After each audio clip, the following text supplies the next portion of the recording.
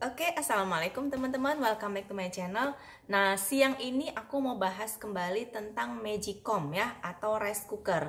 Nah, di sini kali ini aku akan bahas mengenai beberapa hal yang menyebabkan nasi di rice cooker itu cepat basi ya. Nah, di sini ada beberapa poin penting ya yang sebetulnya sepele, tapi sebetulnya itulah yang mengakibatkan nasi di rice cooker itu cepat basi. Nah, berdasarkan pengalaman aku ya, rice cooker itu cepat basi nomor satu itu penyebabnya adalah uap air. Nah, di sini ya aku mau tunjukin ke teman-teman ya. Ini adalah uap air ya yang ada di atas Magicom. Nah, uap air inilah yang akan mengakibatkan nasi itu cepat basi. Jadi solusinya bagaimana? Solusinya adalah cepat-cepat kita lap ya, bisa dengan tisu atau juga dengan lap dapur ya. Pastikan lapnya bersih ya, teman-teman. Nah, itu yang mengakibatkan paling sering nasi itu cepat basi karena tetesan airnya itu akan jatuh ke dalam nasi dalam rice cooker ini ya. Oke, baiklah. Kemudian untuk bahasan nomor 2 ya, mengapa nasi itu cepat basi? Karena nasi itu belum terlalu tanak tapi dia sudah posisi kalian sudah matikan atau langsung kalian gantikan ke posisi hangat ya. Nah, jadi di sini ini adalah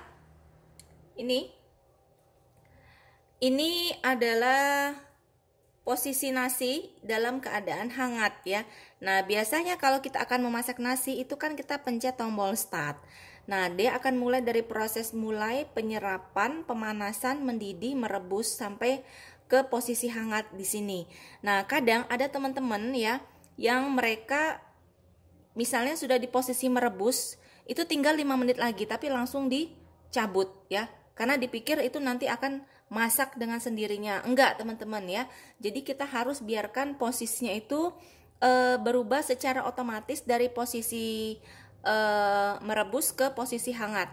Jadi kita harus sabar ya, walaupun dia cuma 3 atau 4 menit lagi, tetap harus kita biarkan nasi itu betul-betul matang ya. Nah, di situ yang membuat kita memang membuat nasi itu cepat basi ya. Kemudian juga ada juga hal lain, mungkin kalau teman-teman ada yang pakai tips begini, dia masak nasi dengan diaron seperti biasa, diaron manual ya seperti zaman dulu, baru setelah mateng itu akan dimasukkan ke Magicom. Nah, itu juga tidak masalah, tetapi yang menjadi kuncinya itu adalah pada saat kita mengaron itu harus betul-betul matang sempurna ya, betul-betul mendidih ya. Kadang kan ngaronnya itu asal sampai airnya cuman habis ya, nggak sampai betul-betul panas. Nah, itulah kesalahan utamanya, harus betul-betul mendidih ya. Nah, kemudian nomor 4 kesalahan lainnya adalah nih sendok makan yang tidak bersih ya. Sendok makan atau centong nasi yang nggak bersih seperti ini akan memicu bakteri ya. Kalau ini kita pakai kemudian kondisinya kotor, sering dipakai bolak-balik itu akan mengakibatkan nasi cepat rusak ya. Nah, terakhir yang nomor 5, mengapa nasi itu cepat basi, itu adalah rice cookernya yang rusak ya. Rice cooker yang rusak sudah pasti otomatis harus diganti, atau kalau masih bisa diservis silahkan dibawa ke tempat servis ya. Nah, kemudian di sini aku mau share bagaimana tips menghemat ya penggunaan listrik ya. Karena Magicom atau rice cooker itu cukup lama ya kita pakai dalam 1 hari ya. Setelah proses masak dia akan proses hangat. Nah, di situ kan cukup lama, walaupun dia wattnya kecil tapi kalau dipakai berjam-jam dia akan memakan listrik yang cukup lama. Oke, di sini ini teman-teman ya, dia sudah berada di posisi hangat ya selama 2 jam 40 menit. Hampir 3 jam ya, hampir 3 jam.